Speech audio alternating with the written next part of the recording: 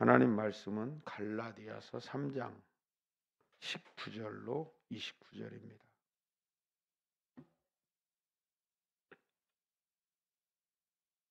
갈라디아서 3장 19절.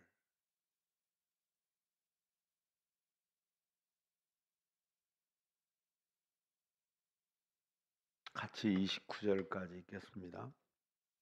그런즉 율법은 무엇이냐? 범법함으로 더하여진 것이라. 천사들을 통하여 한 중보자의 손으로 베푸신 것인데 약속하신 자손이 오시기까지 있을 것이라. 그 중보자는 한 편만 위한 자가 아니나 하나님은 한 분이시니라. 그러면 율법이 하나님의 약속들과 반대되는 것이냐? 결코 그럴 수 없느니라. 만일 능히 살게 하는 율법을 주셨더라면 의가 반드시 율법으로 말미암았으리라.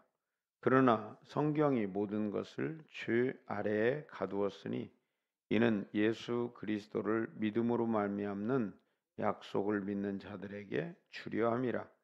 믿음이 오기 전에 우리는 율법 아래 매임받고 계시될 믿음의 때까지 갇혔느니라.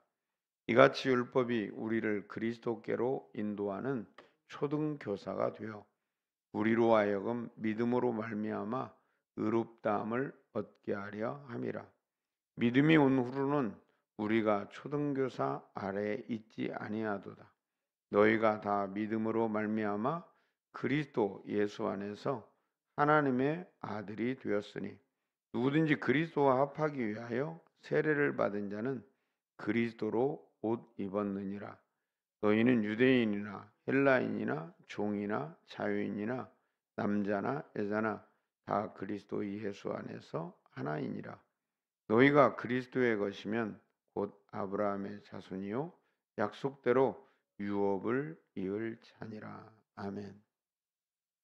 오늘은 율법의 기능에 대해서 말씀해 주고 계십니다. 율법은 우리에게 어떤 기능을 행사하는가? 오늘 19절에는 율법이 범법함으로 더하여진 것이라. 다시 말하면 율법이 우리에게 죄를 깨닫게 한다, 그 말입니다. 율법이 없었더라면 우리의 행동이 죄인지 아닌지를 구분할 수 없었겠죠. 법이라는 기준이 있기 때문에 그 기준의 위치에서 볼 때 우리가 법을 어겼는지 어기지 않았는지를 확인하게 해줍니다. 그래서 우리는 이 율법을 통해서 우리의 죄인됨을 확인하는 기준이 된다 하는 것을 우리는 기억해야 되죠. 두 번째는 21절에 보니까 그 율법이 하나님의 약속들과 반대되는 것이 아닌 선한 것이다 이렇게 말씀합니다. 그래서 그 율법이라는 것이 하나님에게서 나왔음을 우리에게 선명하게 말씀해 주시죠. 그렇지만 사람이 이 율법을 다 지킬 수 없으므로 사람이 율법에 갇힌 바 되었다. 23절에 이렇게 말씀하시죠. 우리는 누구도 하나님의 율법을 완벽하게 지켜낼 수가 없습니다. 우리의 죄인됨이 바로 그 율법을 완벽하게 지켜낼 수 없는 한계라는 것을 증명해주고 있습니다. 그러나 이 율법은 초등교사와 같은 역할을 한다라고 24절에 말씀하시죠. 초등교사라는 것이 보통 히브리인 가정에서 어린 아기가 태어나면 성인이 될 때까지 그 아이를 가정에서 지도해주고 믿음으로 자라도록 돌봐주는 역할을 했던 사람을 초등교사라고 말했습니다.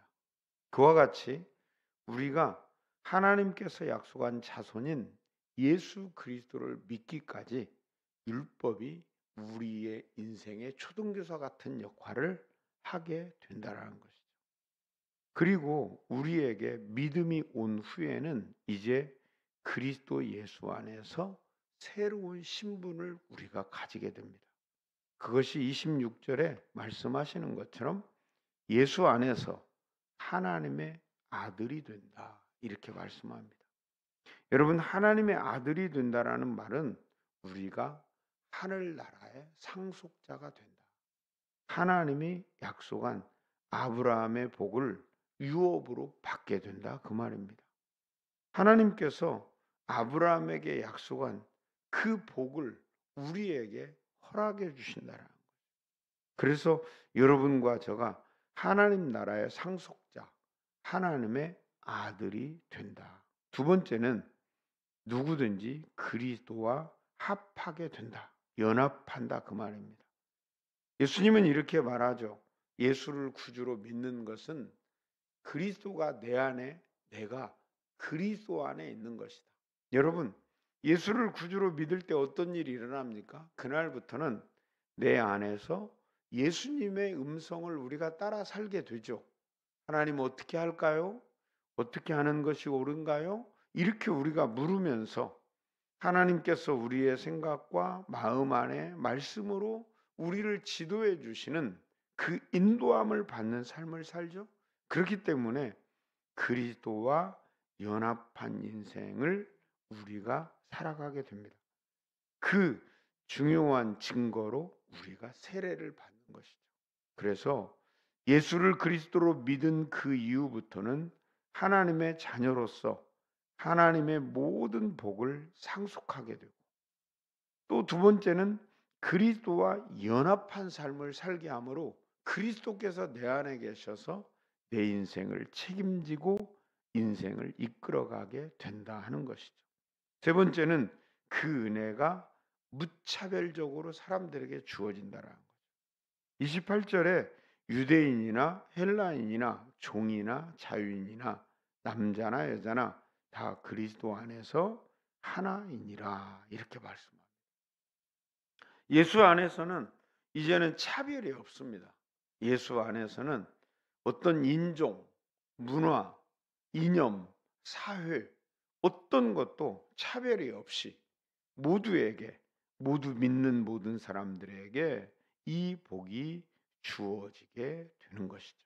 여러분, 우리는 율법의 기능을 통해서 예수님 앞에까지 왔다면 예수를 구주로 믿는 믿음이 생긴 이후에는 우리의 인생이 완벽하게 변화가 되어지는 것이죠. 그래서 하나님의 아들이 됨으로 천국에 대한 사모함이 있고 천국에 대한 소망이 생깁니다.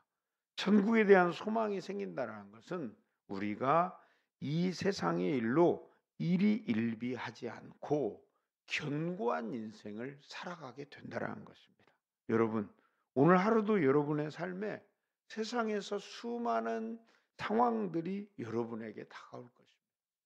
여러분을 울게도 하고 웃게도 하는 일이 다가올 것입니다. 그러나 그 일로 인하여 여러분이 순간순간 넘어지고 좌절하는 인생이 아니라 우리가 다칠 그 항구에 내린 배와 같이 하나님의 나라에 견고한 소망을 두고 세상 일 때문에 흔들리지 않는 견고함이 있기를 주의 이름으로 축복합니다. 그리고 하나님의 자녀가 되었으니 그리스도와 연합한 사람답게 하나님께서 여러분을 도우실 거라는 믿음을 갖는 겁니다.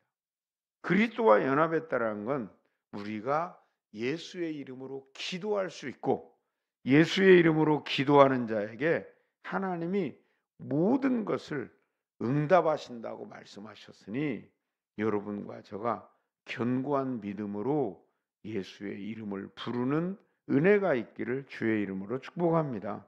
그리고 그 이름으로 기도한 것들이 여러분의 삶에 응답됨을 하루하루 경험해 가는 거룩한 삶을 살아내십시오. 마지막으로 우리를 차별하지 않음처럼 우리도 세상을 살아가며 사람을 차별하지 않고 살아가는 것입니다. 선입견, 편견 이런 것들을 내려놓고 주님이 우리를 차별하지 않고 우리 속에 들어와 주신 것처럼 우리도 사람들에 대해서 공정하고 공평한 시각으로 사람들에게 편견 없는 시각으로 복음을 증거하고 그들을 섬겨서 그들도 역시 우리와 같이 하나님의 자녀가 되고 그리스도와 연합한 삶을 살 수 있는 길로 인도하는 전도자로서의 삶을 여러분과 제가 함께 살아내는 복된 하루가 되기를 주의 이름으로 축복합니다. 기도하겠습니다. 하나님 아버지, 감사합니다. 율법을 통하여 우리의 죄인됨을 깨닫게 하시고 예수를 믿는 믿음을 선물로 주셔서 하나님의 자녀가 되게 하신 것을 감사합니다. 하나님 나라의 백성이 되고 상속자가 되고 자녀가 되었으니 이제는 하나님께 우리의 삶에 소망을 두게 하여 주옵소서.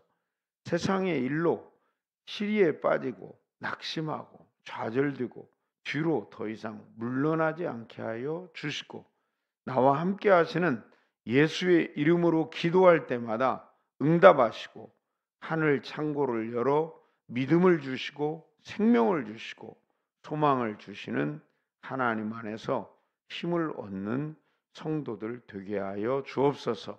차별 없는 사랑으로 우리를 찾아오신 주님의 그 사랑으로 인하여 우리도 세상 사람들에게 선입견이나 편견을 내려놓고 이제는 모든 사람들을 마음에 품고 중보하여 하나님께로 돌아오도록 이끄는 귀한 축복을 경험하게 하옵소서. 예수님의 이름으로 기도합니다. 아멘. 여러분 함께 기도하겠습니다. 기도할 때 첫 번째는 우리가 믿음 안에서 하나님께 소망을 두고, 두 번째는 예수의 이름으로 기도할 때 상 주시는 응답하시는 하나님을 신뢰함으로 기도하고, 세 번째는 편견 없는 마음으로 사람들에게 예수 그리스도의 사랑을 증거하는 전도자로 살아가도록 함께 기도합시다.